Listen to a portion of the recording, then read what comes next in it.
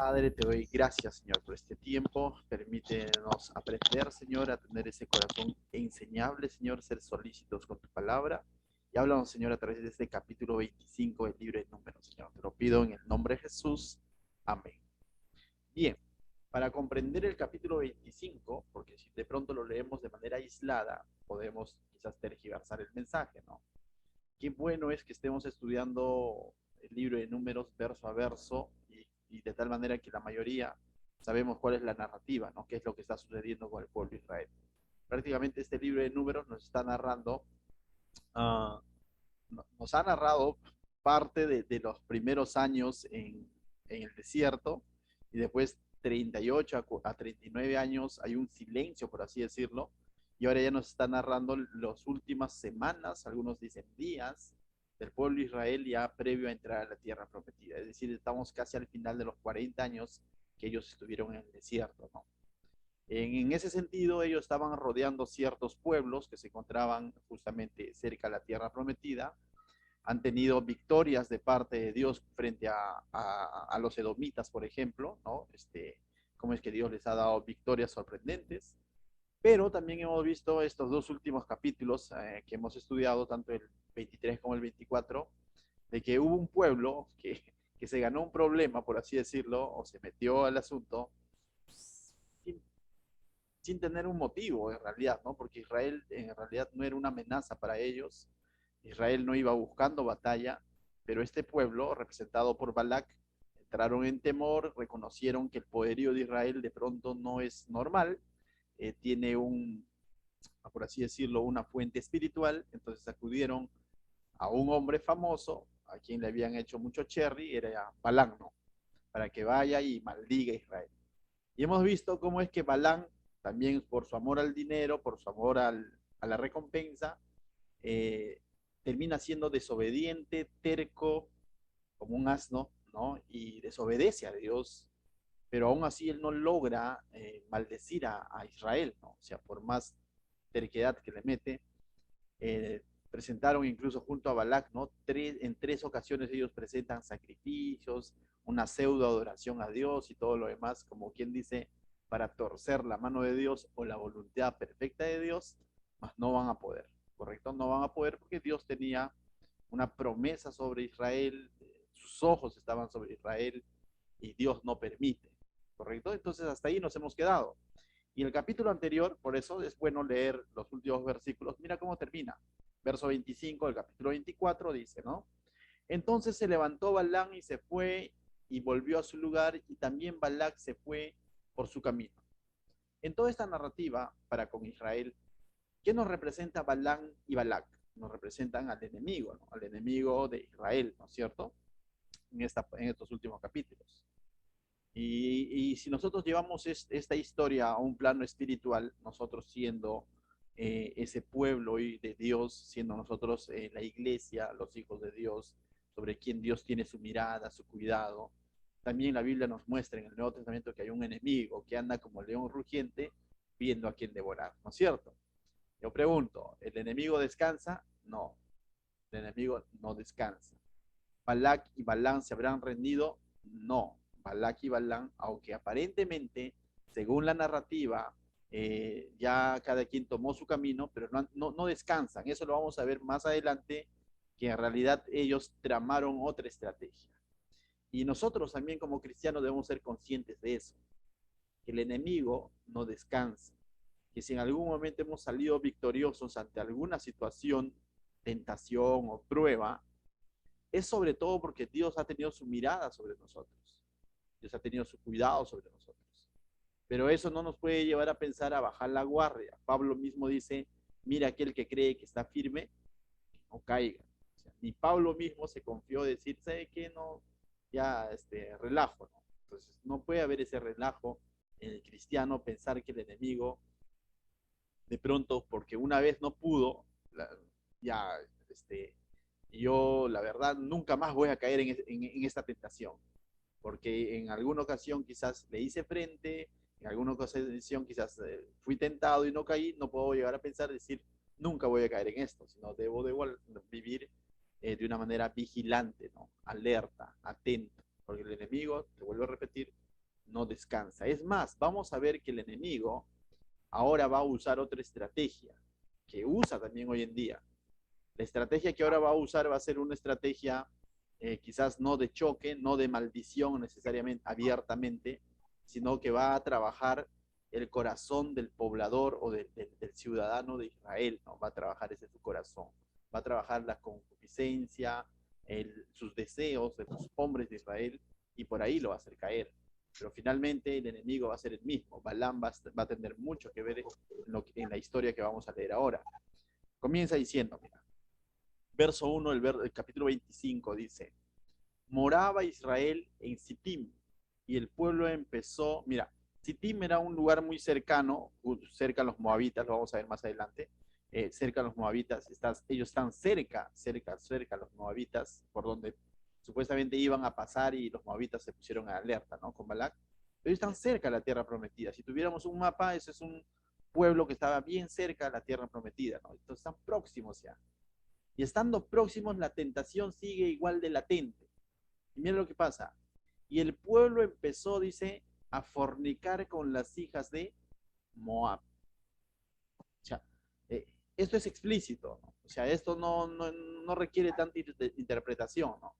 El pueblo, y cuando dice el pueblo se está refiriendo el pueblo de Israel. El pueblo de Israel estando próximo, a punto de ingresar a la tierra prometida.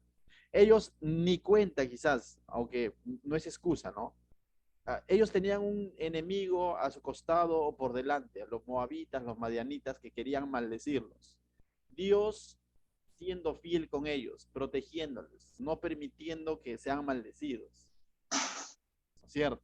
Dios ha sido fiel, pero ellos ni bien tienen una oportunidad de contacto. Dice, el pueblo empezó a fornicar con las hijas de los moabitas. Es triste. Es triste porque para llegar a ese punto es porque ellos han olvidado todo el cuidado de Dios.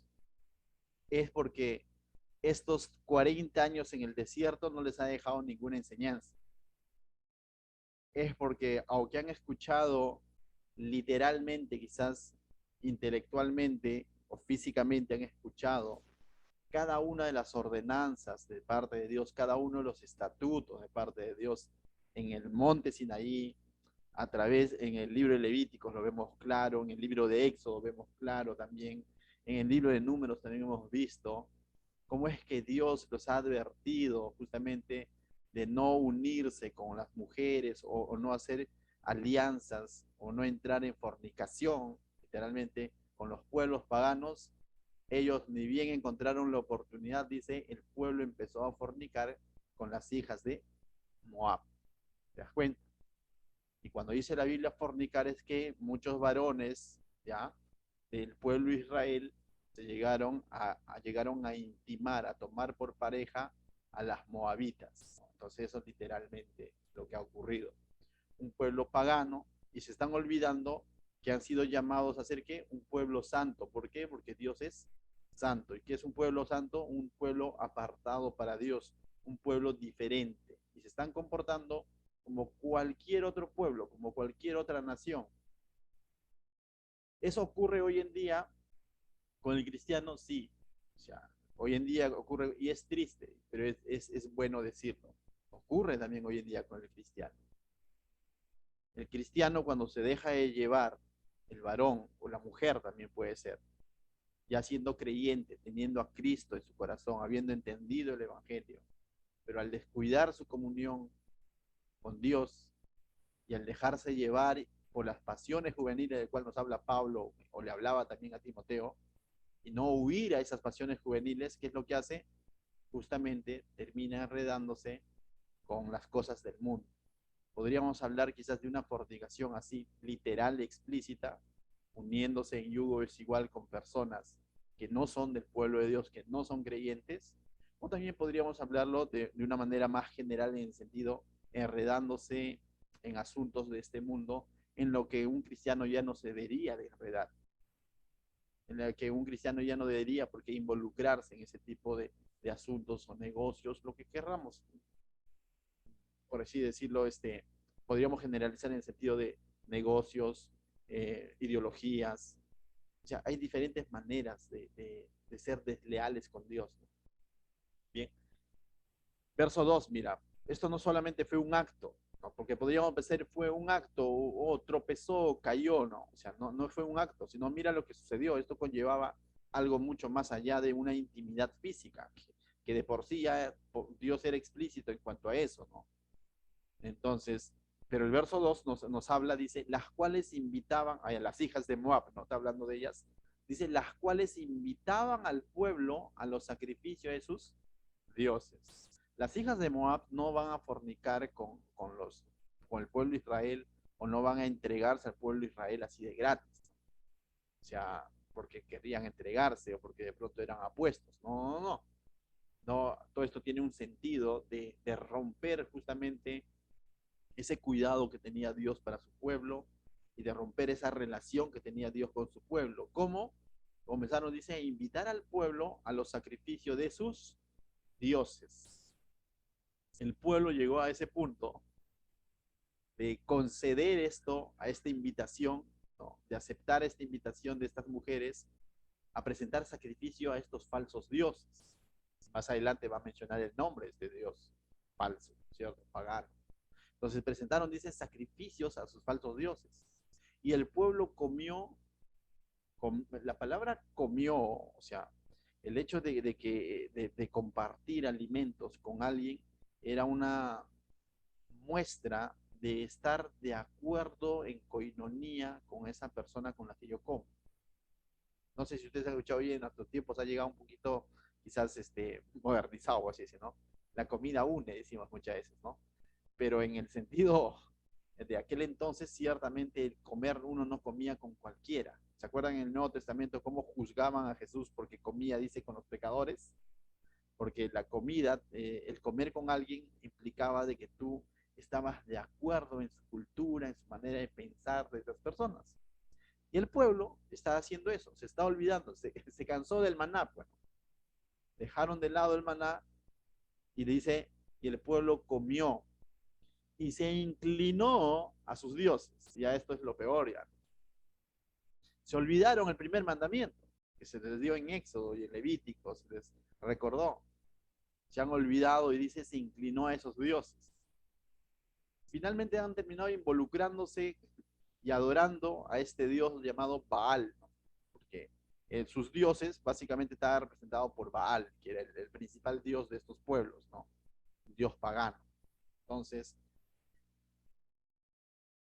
tú quizás te acordarás, decíamos, ¿por qué del libro de Levíticos, el libro de Números, a veces cuando Dios daba sus estatutos, ¿no? O cómo deberían presentar sacrificios y todo lo demás en ambos libros, en el Éxodo también parte, ¿por qué Dios era tan explícito, ¿no? Como que uno podría decir, ya, pastor, párale, ya, no, di nada más de que ya se repite igual que el capítulo anterior, algo así, ¿no? Pero mensaje tras mensaje veíamos que Dios era explícito en cuanto a la idolatría, en cuanto a la fornicación, era insistente, ¿no? O sea, era insistente y se lo decía y se lo decía. Y a pesar de eso, mira cómo el pueblo ha terminado haciendo lo que Dios les dijo que no haga. ¿Me dejó entender? Y esto a mí me traía una reflexión, me dije, ¿no? Porque en algún momento también me cuestiono para bien. Y en algún momento decía, quisiera compartir con los hermanos algo más, ¿cómo se podría decir, no? Algo más motivador, ¿no? Porque de pronto cada vez que abro la Biblia, estudiamos Romanos y habla de arrepentir, se habla de entrega, habla de pecado, y estaba buscando un libro de la Biblia, por cierto, ¿no? Donde encontremos quizás más palabras de ánimo y que no se repita tanto la palabra pecado, uno podría decir, ¿no? Porque de pronto nos van a ver como que somos radicales y todo, pasa por mi mente, no es que va a ser así. Pero cuando llego a estos pasajes me doy cuenta que la Biblia les ha anticipado y les ha anticipado y aún así lo han terminado haciendo. ¿Y qué hubiese sido si no les anticipaba? Hubiese sido un desbande, ¿no? O sea, total, ¿no? Entonces, finalmente, el tiempo, por así decirlo, da la razón, ¿no? De que por qué Dios fue tan explícito, tan insistente en que ellos se apartaran. Porque aquí vemos todavía no entran a la tierra prometida, y si tú continúas con la historia de Israel, vas a poder ver de que esto tiene para rato, ¿no? En cada momento de su historia vamos a ver un sector, un grupo de personas que van a terminar enredándose en la idolatría, en la fornicación y todo lo demás, ¿no? El mismo rey Salomón no se va a salvar de esto, ¿me va a entender? Entonces, pero esto no nos puede llegar a decir, entonces todos vamos a pecar. No, no, no, esto nos debe de llevar a pensar de cuánto debo de cultivar, cuánto debo de valorar mi relación con Dios y mi relación con la palabra de Dios y mantenerlo vivo, ¿no? Para no caer justamente en esto. Porque si estas personas han caído en esto es porque han puesto sus propios deseos por encima de la palabra, por encima de los mandamientos que Dios les había dado. ¿Correcto? Ahora, pero en este verso 2, al inicio había una palabra donde dice, las cuales invitaban al pueblo. Y cuando uno dice, oye, pero de pronto entonces, como no funcionó la estrategia de Balán, despidieron a Balán y de pronto Balac dijo, no sabe qué, Balán despedido, no funcionó tu maldición, por lo tanto voy a contratar a las hijas de los moabitas. ¿Habrá sido así? No, no, no. Las hijas de los moabitas, esto no es auténtico de ellas, de que invitaron al pueblo y se enamoraron. No, no, no, esto tenía toda una intención. Por cierto, detrás de todo esto estaba Balán. Ese mismo Balán, ese mismo Terco, él está detrás de todo esto como consejero. Tú dices, ¿pero en qué parte de la Biblia lo dice? Para que estas mujeres inviten al pueblo a fornicar, a sacrificar esos falsos dioses y a comer con ellos, es porque hubo un consejo previo. Y solo para poder entenderlo, nos adelantamos a Números capítulo 31, verso 16. Ahí nos explica quién fue el artífice y quién fue el que tuvo esta idea magistral para que estas mujeres terminen tentando, por así decirlo, al pueblo Israel. Esto no excusa al pueblo de Israel, por cierto, sino esto evidencia que el enemigo estaba detrás de todo esto, ¿correcto? Pero esto no excusa al pueblo de Israel. Dijeron, uy, pobrecitos, cayeron en la trampa. No, no, no, no. Ellos tenían responsabilidad porque la orden de parte de Dios fue explícita, ¿correcto? Pero también al mismo tiempo nos habla que detrás de todo esto hay un autor intelectual. Así como cuando vienen las tentaciones a nuestra vida, hay alguien que está detrás de todo eso. Y ese alguien tiene cola, dicen algunos, otros dicen tiene cacho, pero la Biblia dice que es Satanás, ¿no es cierto? Pero esto no excusa al creyente para decir, es que Satanás es engañador. No, no, no. Pero Dios es veraz, pero Dios ha hecho llegar su palabra y eso es lo que nosotros debemos de valorar. Mira lo que dice en Números 31, verso 16, dice, he aquí por consejo de Balán, ellas fueron causa de que los hijos de Israel prevaricasen contra Jehová en lo tocante a Baal Peor. O sea, justamente en este lugar, Baal Peor, en este lugar, o el lugar, o en este, algunos lo dicen, ¿no? Era un lugar, Baal Peor, algunos dicen que es un lugar y otros dicen que netamente es Baal prácticamente. Otros dicen que es el lugar donde se adoraba a Baal, ¿correcto? Entonces, en ambos casos está involucrado Baal, en todo caso, ¿no? Entonces dice, ¿quién fue el consejero? Por consejo de Balán ellas fueron a causa de que los hijos de Israel prevaricasen contra Jehová en lo tocante a Baal Peor, por lo que hubo mortandad en la congregación de Jehová. Bueno, eso es lo que va a contar más adelante este mismo capítulo 25. Pero aquí en el 31 nos dice que estas mujeres no fue iniciativa propia, sino fue por consejo de quién? De Balaam. Entonces vemos que Balaam sigue en su propósito, ¿no? En su propósito de... ¿Cuál era el propósito de Balaam? En realidad a Balaam le interesaba poco Israel, ¿ya? Y también en los moabitas. Lo que Balaam quería era la recompensa, o sea, el dinero. Entonces, ¿qué es lo que quería? Prácticamente satisfacer a Balac, ¿no? Balac era el enemigo directo, en este caso, de Israel. ¿Por qué te digo que Balaam quería eso? Porque la Biblia lo vuelve a mencionar en el Nuevo Testamento. Según de Corintios, no, digo, según de Pedro, la segunda carta de Pedro, capítulo 2, verso 14, ¿sí? Dice lo siguiente. Si lo tienes ahí, puedes buscarlo. ¿Estamos ahí? Verso 15 vamos a leer. 15, disculpe, ¿eh? En el 15. Dice, han dejado el camino recto y se han extraviado siguiendo el camino de Balán, hijo de Beor, el cual amó, ¿qué dice? El premio de la maldad. ¿Te das cuenta? Baal hizo todo esto. Para contextualizar un poco este texto, ¿no?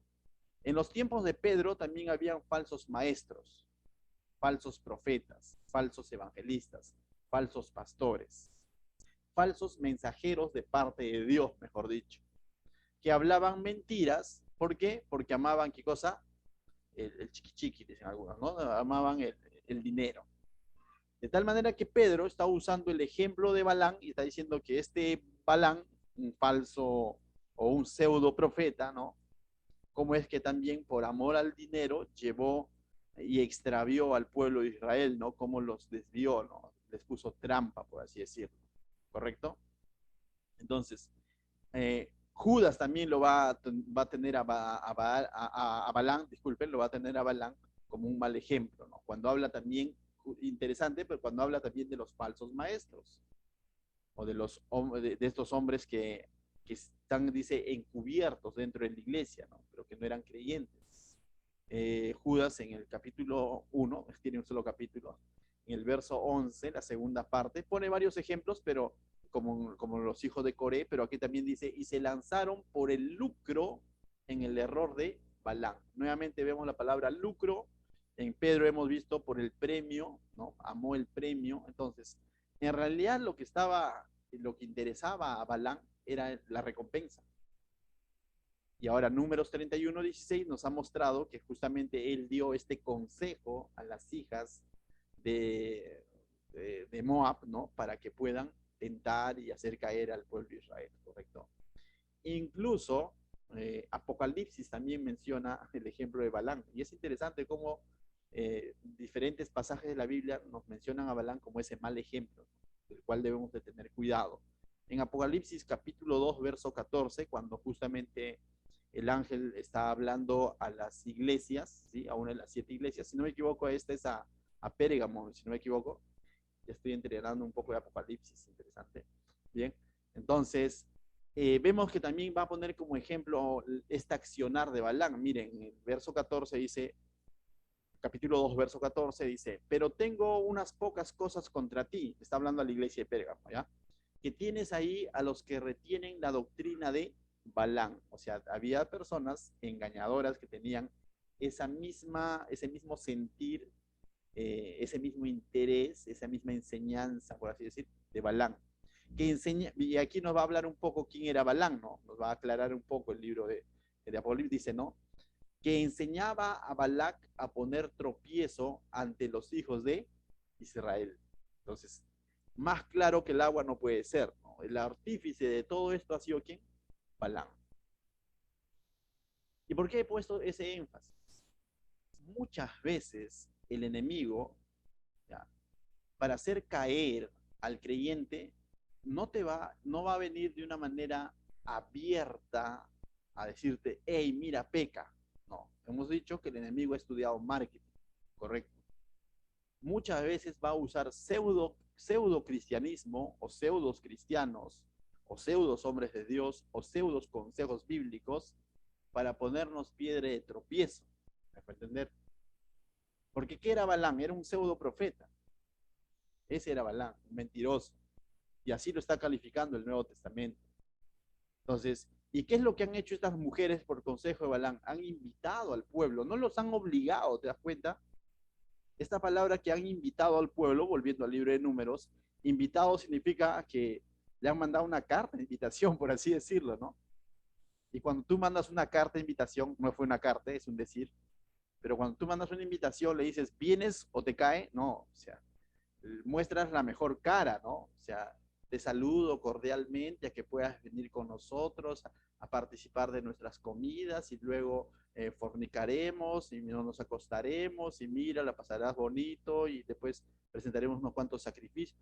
O sea, esto de alguna manera fue una trampa, ¿no? Y así es muchas veces el tentador. Entonces el cristiano tiene que cuidarse de eso. ¿Cuánta razón tiene Pablo cuando dice huye de las pasiones juveniles? Porque las pasiones juveniles no viene de un momento a otro diciéndote, haciéndote ver la parte fea del pecado, sino te hace ver la parte placentera, ¿no? La parte que gusta. Entonces, Tanto yo creo, tanto varones como mujeres de Dios, creyentes, deben de cuidarse de este tipo de tentaciones. O sea, la compañera de trabajo quizás no es creyente, pero te está invitando a que le acompañes de pronto a comprar a Plaza B. Tú dices, pero le voy a acompañar nada más. ¿No? Y no está mal, hasta ahí no está mal ya, pero ten cuidado, ¿no? Te alerta. Si tú ves gestos, acciones, ¿no? O sea, jóvenes, ¿no?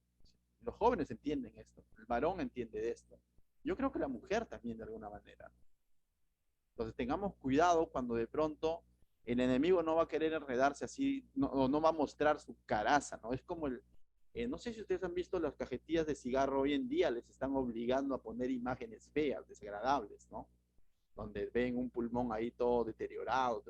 Antes, bueno, antes, la cajetilla de cigarro, lo único que te traía era una letra bien pequeñita que decía, fumar en exceso es dañino, nada más. Los licores, ¿qué te ponen como publicidad? Mujeres, fiesta, alegres en la playa, y chiquitito te trae, tomar en exceso es dañino. La tentación es así, ¿no? Nos muestra todo lo agradable, por así decir, a nuestro corazón, ¿no? A nuestros deseos, y en letra chiquita necesitas una lupa, la lupa en la palabra de Dios, para darte cuenta que eso te va a traer daño, que eso te va a hacer mal. Así es. Y estos hombres cayeron, pero no se pueden excusar porque ellos conocían la verdad, ¿no es cierto? Se les ha dicho la verdad constantemente, pues ellos no pueden excusarse, pero nos permite entender cómo es que el enemigo trabaja, ¿no? Entonces tengamos cuidado, ¿correcto? Verso 3, mira lo que dice. Así cuando el pueblo, dice, así acudió, dice, el pueblo a Baal peor, ¿no? A adorar a Balán, básicamente, ¿no? Y entonces, vemos aquí un contraste bien claro que Pablo va a usar justamente en el Nuevo Testamento cuando escribe a los Corintios, ¿no? Porque mira, dice, cuando el pueblo acude a Baal peor, en el verso 3, ¿qué sucede automáticamente? En el mismo instante. Y el furor de Jehová se encendió contra Israel. Si no me equivoco, Juan lo dice, ¿no? Que la amistad con el mundo es enemistad con Dios. Pablo dice, ¿qué comunión tiene Cristo con Belial? ¿Qué comunión tiene la luz con las tinieblas? No os unáis a yugo es igual, dice Pablo. ¿Y qué había pasado con el pueblo de Israel?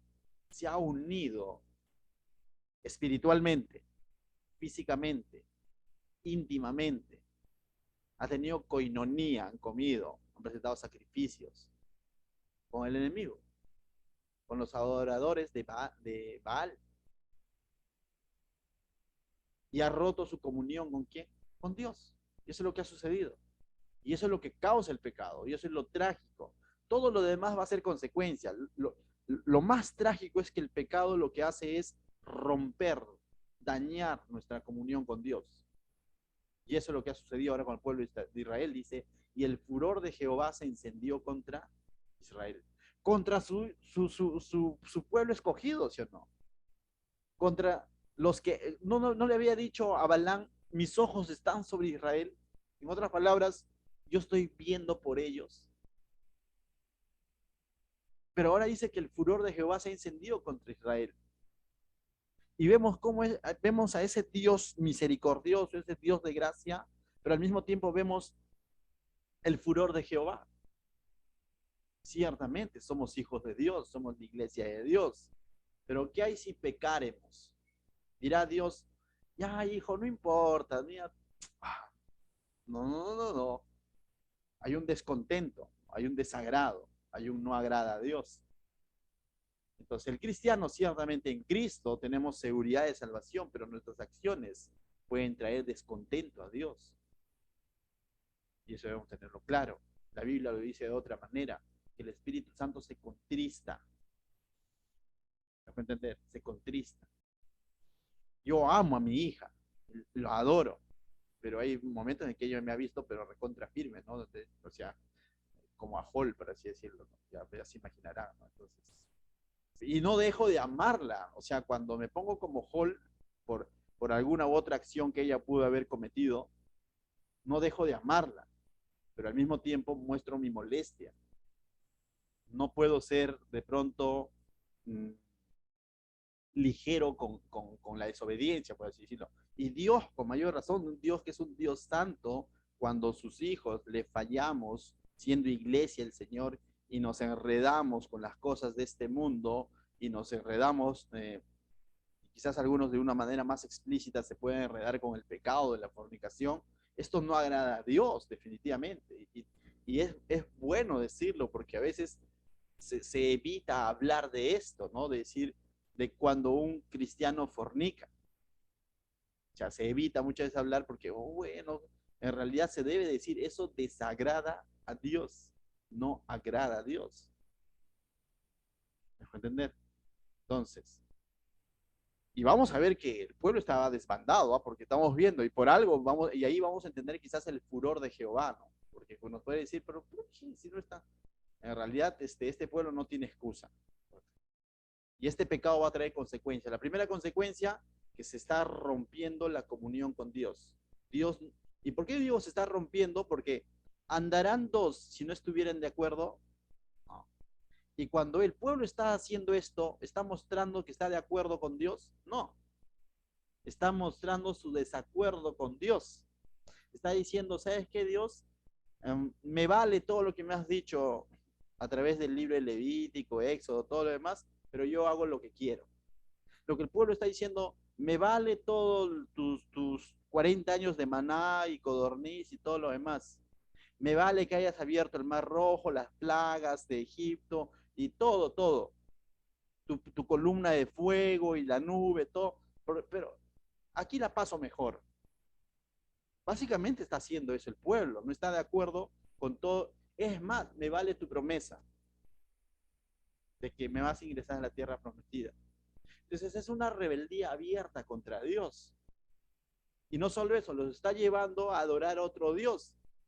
Espiritualmente están fornicando. Cuando el pueblo va a volver a repetir esta historia años más adelante, en tiempo de los reyes, a través de los profetas, Dios les llamó a su pueblo mujer adúltera. Porque así es como Dios lo ve. Y cuando un cristiano peca deliberadamente, caemos en ese mismo accionar. De decir, Señor, me vale todo, las bendiciones, la salvación y todo lo que tú has hecho, pero yo hago lo que quiero. A veces no lo vemos tan así, ¿no? Pero básicamente en el ámbito espiritual ocurre eso, ¿correcto? Entonces, ahora vamos a ver cómo es que algo que el enemigo no pudo lograr, ¿te das cuenta? Porque cuando el pueblo ni enterado estaba de lo que el enemigo hacía con sus rituales y todo lo demás, ¿te acuerdas? Toda la chamanería que hacía Balán, no pudo maldecir al pueblo, ¿no es cierto? No pudo. Pero ¿cómo es que el pueblo, con su propia desobediencia, ¿ya?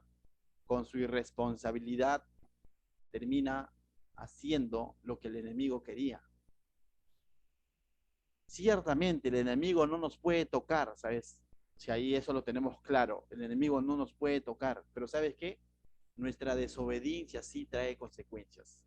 Eso es algo que debemos tenerlo claro. El enemigo no puede maldecir mi vida, no puede maldecir mi familia, pero mi desobediencia a Dios, mi desobediencia abierta, va a traer graves consecuencias a mi vida personal, a mi familia y a mis hijos. Y eso debe entender un cristiano. No tanto decir de que con Dios ya estoy protegido porque nadie me va a poder maldecir y todo lo demás. Cierto, pero mi desobediencia puede acarrear consecuencias para mi vida. ¿Qué hay si de pronto un cristiano le es infiel a su esposa? Va a traer consecuencias para su familia y para sus hijos.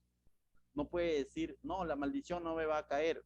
O sea, no te va a caer una maldición del enemigo de una manera explícita y directa, pero tú estás rompiendo tu comunión y estás trayendo consecuencias para tu familia. ¿Me dejo entender? Verso 4 dice, y Jehová dijo a Moisés, entonces ahora Dios va a llamar a Moisés, ¿no? Todavía estaba vivo, le quedan unos capítulos a Moisés, ¿correcto? Dice, toma todos los príncipes del pueblo. Mira, Dios lo toma bien en serio esto, ¿ya? Dice, toma todos los príncipes del pueblo y ahórcalos delante de Jehová, delante del sol. Ahórcalos ante Jehová delante del sol. Y el ardor de la ira de Jehová se apartará de Israel. Y es interesante cómo que Dios le dice esto. Lo que Dios le está diciendo, hace un juicio público, hace una ejecución pública. Cuando dice delante del sol, no le está diciendo trata este pecadillo del pueblo de una manera privada, de talmente que los demás no se den cuenta, porque hay que salvaguardar la honra de estos pecadores. No está diciendo eso, ¿no? O sea, sino que está diciendo, toma los príncipes del pueblo y ahórcalos ante Jehová delante del sol, y el ardor de la ira, dice, de Jehová se apartará de Israel. Entonces Dios le dice, en otras palabras, viene la ira, el furor de Jehová. ¿Y qué tiene que hacer Moisés? Hacer una especie de juicio, matar literalmente a quienes habían cometido este pecado abiertamente contra Dios, para que aplaque la ira de Dios, para que la ira de Dios se aparte. Pero la ira de Dios ya vino. Desde el instante mismo que el pueblo comenzó a irse tras estos dioses, se rompió la comunión, se rompió la protección, y la ira de Dios viene sobre este pueblo. Algunos dicen que pudo haber sido una especie de plaga por la cantidad de muertos que vamos a ver luego. Pero la ira de Dios se va a encender. Y Dios le está dando la receta, por así decirlo, la salida a Moisés. Ejecuta a los autores de este acto. Y la ejecución va a ser pública. Pecados como estos muchas veces deben de ser tratados con la severidad del caso. No estamos hablando de que fue una mentirita piadosa o que pecado es pecado, pero este pecado aquí es un pecado abierto contra Dios, es un pecado de fornicación. Y, y si algún momento sucediera a nuestro alrededor, sucediera en nuestra iglesia, sucediera en en las personas que tú tienes a tu alrededor, ¿sabes qué? No seas ligero. No seas ligero como diciendo, bueno, el Señor te tratará. Si tú ya conoces la palabra de Dios, ve y conversa con esa persona de manera clara. No estoy diciendo que la condenes, pero muestra la palabra de Dios de manera clara. No seamos permisivos con este tipo de pecados muchas veces, de fornicación. Seamos claros, decir, lo que estás haciendo no agrada a Dios, esto no es de bendición. Pero a veces decimos, bueno, no está tan mal, ¿no? Pero me estoy refiriendo a cuando tenemos que tratar a los cristianos, ¿no? Lógicamente viene un inconverso y está simpatizando a la iglesia, no le vas a decir esto, ¿no? O sea, sino por lo contrario. Ciertamente le vas a mostrar, pero no con la dureza, ¿no? O sea, le vas a mostrar de que está mal y que necesita restaurar su comunión con Dios, y le debes apuntar a eso. Pero ¿qué hay si de pronto un creyente de años está viviendo y de pronto cae en esto y está deleitándose en esto? ¿Qué le diremos? Bueno, ora al Señor, tal vez te guíe. No, pues, o sea, tenemos que ser claros con la palabra de Dios. ¿Me dejo entender? Y eso es lo que está ocurriendo. Verso 5 dice, entonces Moisés dijo a los jueces de Israel, y Moisés va a tomar esto literal, ¿eh? Mira lo que dice, matad a cada uno de aquellos de los vuestros que se han juntado con Baal peor. Y es interesante porque Moisés está hablando a quién? A los jueces de Israel. ¿Te has dado cuenta?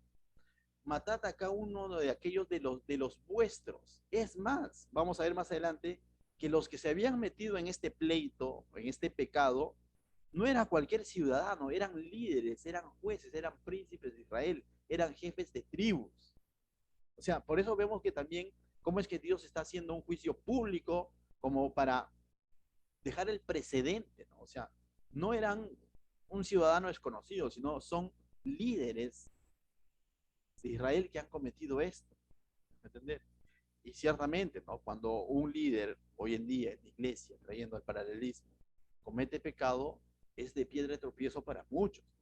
No podemos tocar la situación como si nada pasara, sino que tiene que ser de alguna manera, tiene que asumir las consecuencias de su agravio, de su pecado, porque esto también trae enseñanza muchas veces a la congregación. Pero ¿qué hay si de pronto he tenido experiencia años atrás, ¿no? De pronto de ver de que más allá de ser directos con el liderazgo que cayó en fornicación, encubrieron el pecado. Pero ustedes saben, finalmente la mentira tiene patas cortas. Salió a la luz y terminó siendo de mayor daño porque muchas personas se decepcionaron no solamente ya del que pecó de esa manera, sino de todos los demás que encubrieron y minimizaron el pecado. Y se decepcionaron de la iglesia, se decepcionaron de Dios, y muchos de ellos se fueron. Una iglesia donde de pronto eran numerosos, ahora simplemente pocos.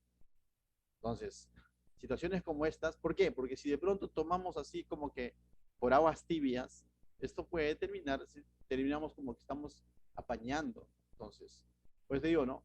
Ahora, eso es en contexto de iglesia, pero en contexto familiar también debemos ser claros, ¿no? Cuando ocurre ese tipo de cosas con tu amigo, si de pronto, ¿no? Y tu amigo te dice, mire, estoy en esto y he caído en esto, sé claro con la palabra de Dios. No le digas, uy, no, no está tan mal, no, sí, dile, no, lo que tú estás haciendo está mal, es pecado, arrepiente, llévalo al arrepentimiento, ¿correcto? Bien, entonces dice, Moisés, el verso 5 dice, Moisés, Dios le ha dicho, no, yo no voy a retirar mi furor, mi ira, si es que tú no haces esto. Primero haz esto y apartaré mi furor, me apartaré mi ira. Entonces, Moisés no va a permitir, pues, ¿no? De que de pronto el pueblo termine consumido, porque iba a continuar, ¿no? Mientras Moisés no toma acciones, iba a continuar, la mortandad, ¿ya? Entonces, Moisés va a tomar acción, ¿no? Entonces, no va a esperar todavía que el pueblo comiencen a morir en cantidades o que la tragedia sea mayor, ¿correcto? Entonces, mira lo que dice el verso 6. Mientras Moisés está tomando estas acciones, mira lo que ocurre en el verso 6. Vamos a ver a no sé si decirlo así, ¿no? Un descarado, sí, esa es la palabra. Un, nosotros quizás usamos aquí una palabra más pachacute, ¿no? Un carepalo. Vamos a ver un carepalo ahora, el ejemplo de un carepalo. ¿Qué es un carepalo? Un descarado, pues no un sinvergüenza o un payaso. ¿Ya? Mire, verso 6 dice, y aquí un varón de los hijos de Israel vino y trajo una madianita a sus hermanos. Mientras Moisés, el pueblo, estaban tomando acciones, estaban en dolor, mira, dice, ¿ya? Con lo que Dios ha dicho, ¿no? Que la mortandad, su ira va a estar ahí por causa de eso. Viene un hijo de Israel trayendo una madianita en la mano, o sea, justo lo que Dios no quería. Y dice, y lo trajo, dice, a sus hermanos. Hey, te presento mi madianita. O sea, ya te imaginas, ¿no? Te presento mi madianita, ¿no? Y lo trajo a los ojos de Moisés. Moisés, bendice mi matrimonio, pues, mira. Algo así, ¿no? Como que de pronto cuando el creyente trae a su amante y le dice, pastor, ¿puede orar por nosotros? Algo así. ¿Te das cuenta? Mientras que el pastor está orando por restaurar esa familia, está orando por los hijos, el otro trae a su amante y dice, ¿puede orar por mi nueva relación? Algo así. Y lo trajo a los ojos de Moisés, dice. Y de toda la congregación, dijo, chicos, miren, la madianita que he conseguido, ¿no? Está guapa. Esto es similar, por así decirlo, voy a hacer un caso hipotético, no ha ocurrido, creo, y no debe de ocurrir, por eso voy a hacer el caso hipotético. Ustedes saben que hay un grupo dentro de siervos, ¿no? O sea, dentro de nuestra congregación, que están ahí sirviendo, y muchos de ellos están solteros, muchos de ellos están solteros. Ya los solteros levanten la mano. Entonces, y de pronto están sirviendo las cosas del Señor y todo eso, y de pronto se nos aparece con una incrédula diciendo, pastor, bendiga mi relación, pues. ¿Cómo reaccionaríamos? ¿No? Diciendo, pero está mal, y ella te dice, ¿usted cree que esté mal? Pero estoy orando para que se convierta. Me dejo entender. O sea, ¿qué haríamos? Yo haría lo que va a hacer más adelante Fines, ¿no? Sacó la lanza y lo atravesó a los dos, y eso es lo que va a hacer. Yo haría eso, ¿no? Pero lo digo para que no ocurra, ¿no? Entonces, créeme, o sea, si tú ya tienes tus años en el Señor, ya conoces de Dios, conoces, no os unáis, ayudes igual, conoces las consecuencias de ese pecado, no puedes de pronto en algún momento decir, bueno, no es creyente, pero lo voy a llevar al pastor para que lo bendiga y todo, y tal vez ahí ¡plá! Se convierte. Falso. ¿No? O sea, eso no va a ocurrir. Te recuerdo, va a salir una lanza, ¿no? Entonces lo que pasa dice, lo trajo a los ojos de Moisés, mira, y de toda la congregación de Israel, mientras que lloraban ellos a la puerta del tabernáculo de reunión, mientras que el pueblo estaba dolido, Moisés y el pueblo estaban dolidos por lo que estaba sucediendo, por lo que había sucedido y por cómo Dios de pronto ha descendido todo su furor, ellos están ahí en dolor, en lamento, el otro carepalo trae su último jale, pues, ¿no? De las madianitas. ¿Te das cuenta? Entonces, era un pecado descarado, ¿no? Inconsciente total. Verso 7 dice, pero hubo un hombre celoso de Dios. Y qué bueno que haya hombres creyentes celosos de Dios. Mira lo que hace este hombre, dice. Y lo vio Fines, hijo de Eleazar, hijo del sacerdote Aarón. Te recuerdo que Aarón ya murió. ¿Ah? ¿Quién es el sumo sacerdote ahora? Eleazar, porque sus otros dos hermanos también han muerto por presentar incienso extraño, según el libro de Levítico. Entonces, Eleazar es el sumo sacerdote. Pero este sumo sacerdote tiene un hijo. Este hijo se llama Fines, un sacerdote, ¿no? Y lo vio Fines, hijo de Eleazar, hijo del sacerdote Aarón, y se levantó de en medio de la congregación, ¿ya? Yo me imagino a Moisés cuando vio esta figura de este hombre viniendo con su madianita en medio de todo el dolor, Moisés se quedó como que congelado, ¿no? Diciendo, oye, ¿este qué tiene, no? Como que lo agarró frío, ¿no? Y los demás también diciendo, ¿qué hacemos, no? O sea, lo sacamos, ¿qué? Pero hubo un arrebatado y ese arrebatado fue Fines. ¿Y qué hizo Fines? Dice, se levantó en medio de la congregación y tomó una lanza en su mano y fue tras el varón, sobre este carepalo, ¿no? Sobre este hombre, y de Israel a la tienda. Y ya se veía, mira, vino, saludó a la gente, vino a la puerta de la iglesia y luego la llevó a su casa, ¿no? Se fue entonces, dice, se fue a la tienda y los alanceó a ambos, al varón de Israel y a la mujer por su vientre. Interesante. Para que lo pueda alancear con una misma lanza a ambos, es porque estaban juntos, ¿cierto? Ya tú imaginas. Estaban en fornicación. De lo contrario, no creo que lanceó a uno, anticucho, ven el otro. No ocurrió eso, ¿no? O sea, para lancearlo a ambos es porque los encontró justamente en el acto mismo. ¿Me dejo entender? En el acto mismo, ¿no? Y los termina lanceando. Y mira lo que dice, y cesó la mortandad de los hijos de... Y paró por este acto, uno podría decir, qué legalista que es, qué drástico que está haciendo. ¿Por qué no le dio la oportunidad? Lo hubiese evangelizado antes a la Madianita y los casaba y se arreglaba el asunto. No. ¿Sabes por qué? Porque alguien podría decir eso, ¿no?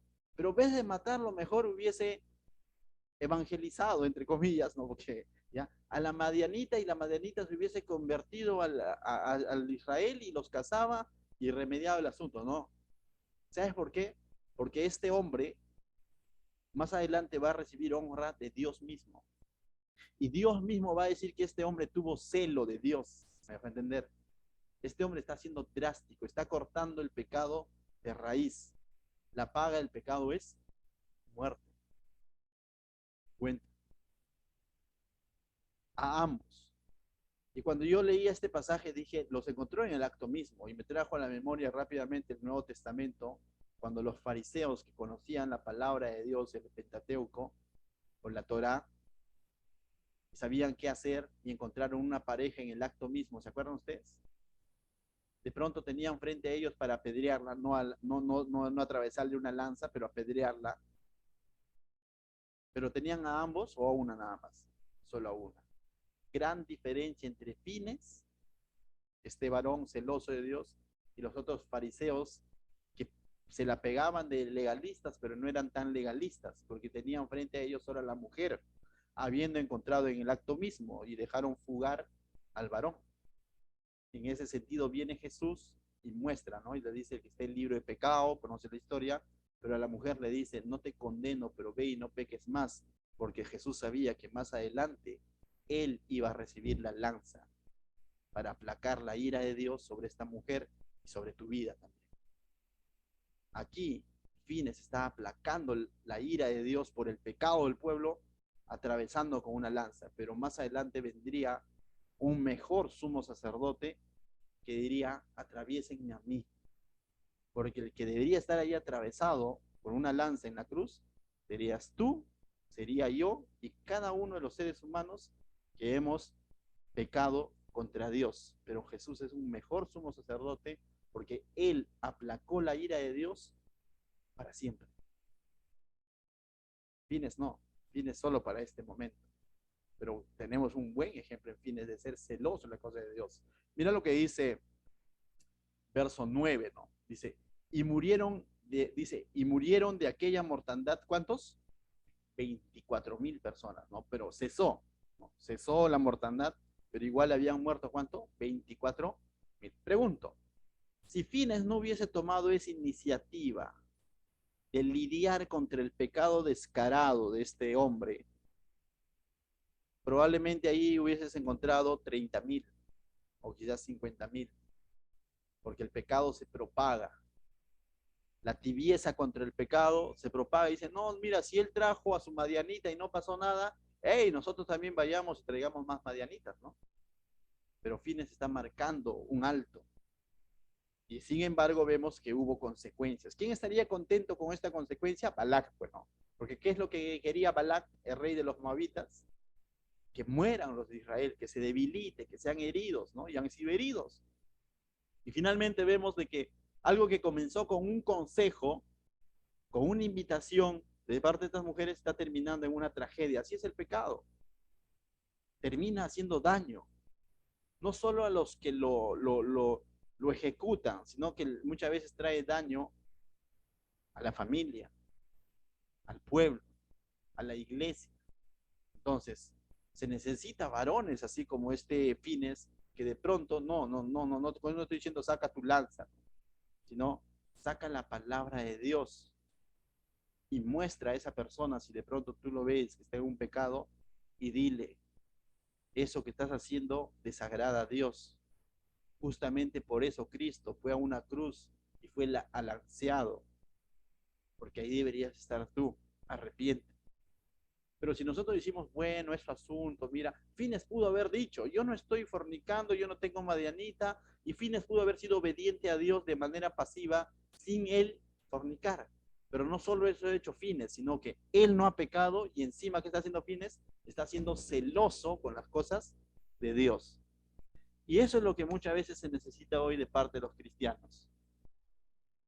Es bueno hablar del amor de Dios, es bueno hablar de la provisión de Dios, es bueno hablar de que Dios es nuestra fortaleza, pero también es bueno decir que Dios es un Dios justo, que no convive con el pecado, que no pasa por alto el pecado, que en Cristo hemos sido perdonados, pero necesitamos arrepentirnos y venir a Cristo. Amén. Verso 10 dice, entonces Jehová habló a Moisés diciendo, Fines, hijo de Eleazar, hijo del sacerdote Aarón, ha hecho apartar mi furor de los hijos de Israel, llevando de celo, dice, entre ellos, dice, por lo cual no he consumido en mi celo a los hijos de Israel. El Señor iba a terminar consumiendo, le dijo a Moisés, mientras no tomen acciones, voy a continuar. O sea, iba a continuar la mortandad, pero hubo un Fines que se levantó y dio ese acto de justicia, ¿no? Verso 12. Por tanto, diles, he aquí yo establezco mi pacto de paz con ¿quién? Con él.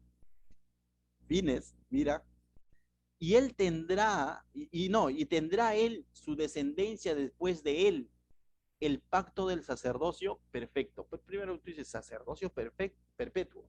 ¿De parte de quién venía el sacerdocio? Aarón, tribu de Leví. Aarón tuvo un hijo, Eleazar. Eleazar tiene un hijo llamado Fines. Y ahora Dios le está dando una promesa que esto va a continuar por su descendencia y el sacerdocio, ¿no? Y está afirmando su sacerdocio, que fue dado por gracia, pero Dios lo está mencionando como que va a afirmar su sacerdocio sobre Fines. Se ha comportado como un sacerdote y lo está afirmando en su liderazgo. Por ser que celoso de las cosas de Dios. Por cuanto tuvo celo por su Dios e hizo expiación por los hijos de Israel. ¿Te das cuenta? Hizo expiación.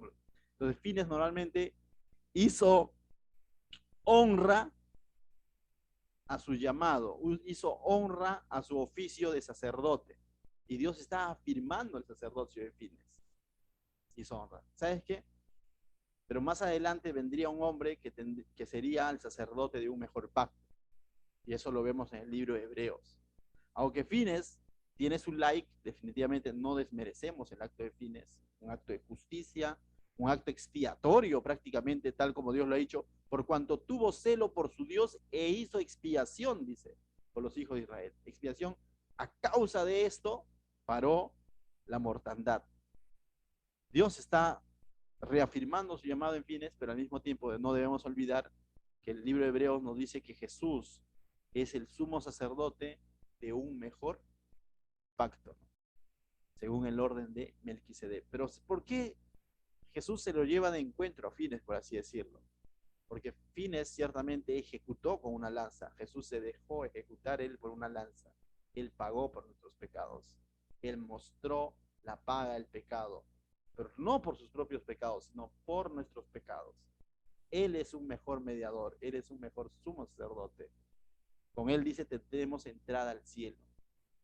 Amén. Verso 14. Dice, y el nombre del varón que fue, y ahora mira, Dios va a dejar claro incluso el nombre de este varón, de este hombre que tuvo ese descaro. Dice, y el nombre del varón que fue muerto con la madianita, pastor, no lo diga, no lo diga, dice, ¿no? Cuando a veces ocurre situaciones como estas. Pero recordemos, este varón, ahí lo va a decir, era un líder. Diré, y el nombre del varón que fue muerto con la madianita era Simri, hijo de Salú, jefe de una familia de la tribu de Simeón.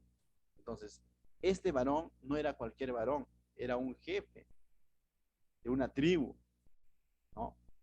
Entonces, ya hemos dicho, ¿no? Muchas veces el pecado de un líder trae mayores consecuencias, implicancias. ¿Cuánta razón tiene Pablo cuando le dice a Timoteo, ¿no? Que los obispos, refiriéndose a los pastores, a los líderes, deben de ser irreprensibles.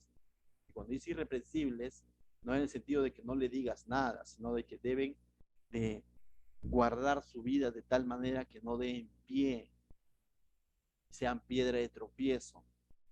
Cuánta responsabilidad, ¿no? Tenemos los que de pronto estamos asumiendo algún cargo o algún liderazgo, por así decirlo, alguna función de liderazgo, de servicio a Dios, de salvaguardar nuestra vida, ¿no? Y esto no para decir, hey, no me reprendas, sino estoy expuesto a ser reprendido. Entonces, con mayor razón debo de guardar mi vida. Y como decía Pablo, mira aquel que cree que está firme, que no caiga. En esta tentación de la fornicación, explícitamente hablando, todo ser humano realmente está, por así decirlo, expuesto. Entonces, con mayor razón debemos buscar de parte de Dios. Amén. Mentiras y de pronto dicen, el pastor no va a caer en eso. O sea, el momento que yo crea eso, ya fui. ¿No? Entonces tengo que andar velando por mi vida, mi comunión. Igual tú. Dice, no, ya está casado, Julio César, no va a caer en eso.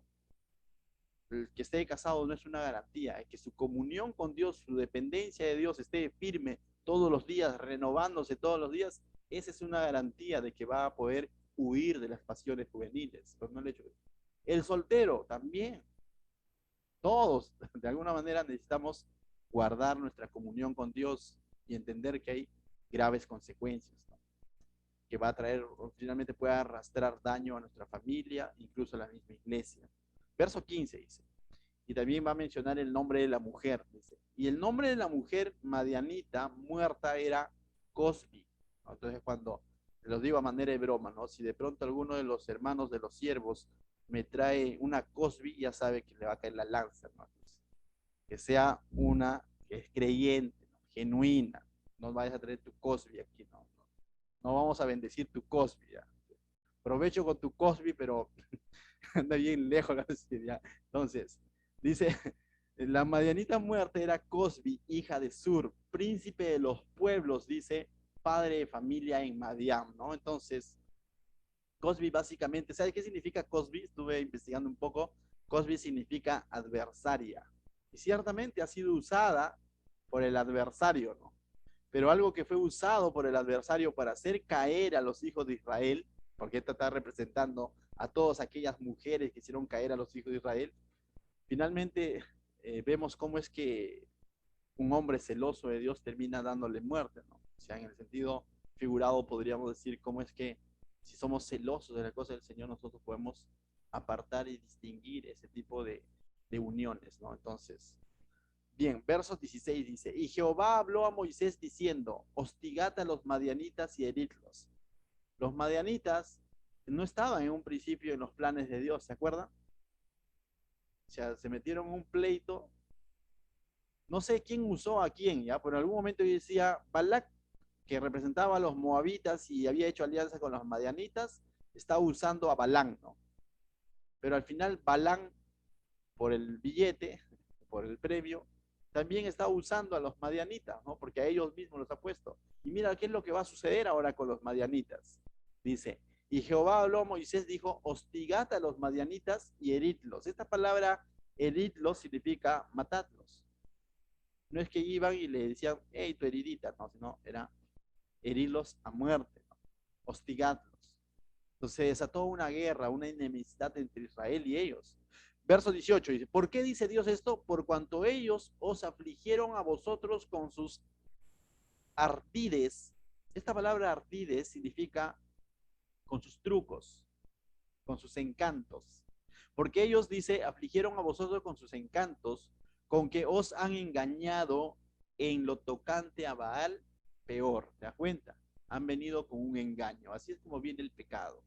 Así es como vienen las cosbis, o el cosbi también, ¿no? Tengan cuidado con las cosbis, los cosbis, ¿correcto? Escuchen todos los solteros, ¿ya? Han venido, dice, con sus encantos, con sus trucos, ese truco, ¿no? De que si me amas, no, o sea, no, es que hoy día, pero que prefieres tu iglesia antes que a mí, te puede decir. Prefieres la 41 antes que a mí. ¿Sabes qué? Si es incrédulo, sácalo. O si es incrédula, sácalo, no, apártalo. Porque si es del Señor, lo he hecho en más de una ocasión, va a ser tu complemento para que le dediques más tiempo al Señor. Jamás Dios va a poner una persona frente a ti para quitarte o para debilitar tu pasión por el Señor. El Señor pone personas, eso es ayuda idónea, personas que van a potenciar nuestro servicio, nuestra entrega, nuestro tiempo al Señor. Ese es un indicador si es de Dios o no es de Dios. Ya no solamente estamos hablando de creyentes, no creyentes, sino la persona que Dios pone frente a ti. Ahora uno dice, no, entonces voy a orar por mi ayuda idónea. También aprovechando este espacio, también debemos de orar. En algún momento le escuché decir a Sofía, debemos de orar para ver, para que nosotros seamos esa ayuda idónea para la persona que tiene preparado. A veces somos exquisitos con los requisitos que le ponemos, ¿no? Diciendo, no, tiene que ser un hombre temeroso de Dios o una mujer temerosa de Dios. La pregunta es, ¿yo estoy siendo temeroso de Dios? ¿Yo me estoy preparando para eso? ¿Yo estoy siendo responsable como mi comunión con Dios? Pues yo tengo que también prepararme, ¿no? Y no terminar siendo un Cosby o una Cosby. Bien, terminamos, dice. Por cuanto ellos afligieron a vosotros con sus ardides, o sea, sus trucos, con que has engañado en lo tocante a Balal peor, dice. Y en lo tocante a Cosbi, hija del príncipe de Madián, dice su hermana, la cual fue muerta el día de la mortandad por causa de Baal, peor, por causa de que justamente alabaron a este falso Dios, nos inclinaron a estos falsos dioses. Hay un proverbio donde dice, habla sobre la mujer extraña, ¿no? Pero también puedes aplicarlo al varón extraño, no hay problema, ¿correcto? Dice, ¿no? Dice que, porque sus Proverbios 5, verso 3, lo expliqué hace poco en el colegio, me tocó dar un devocional, dice, ¿no? Porque sus labios de la extraña destilan miel. Físicamente, aparentemente, son dulces con sus labios, hablan bonito al oído, y su lengua es más suave que el aceite. Te va a lisonjear, te va a lavar, te va a pintar flores, como decimos, ¿no? Pero al final es amarga como el ajenjo, aguda como la espada de dos filos. Al final es dañino. Entonces, sabiduría en cuanto a esto, mis hermanos. Sabiduría para no caer justamente en este tipo de tentaciones que son fuertes. Por algo Pablo dice, huid de las pasiones juveniles. ¿Qué tal si oramos en nuestros lugares? Padre, te damos gracias, Señor, esta noche por tu preciosa palabra, Señor. Gracias, Señor, porque nos muestras que tú eres un Dios celoso, Señor. Ciertamente, muchas veces, Señor, cuando olvidamos, Señor, cuán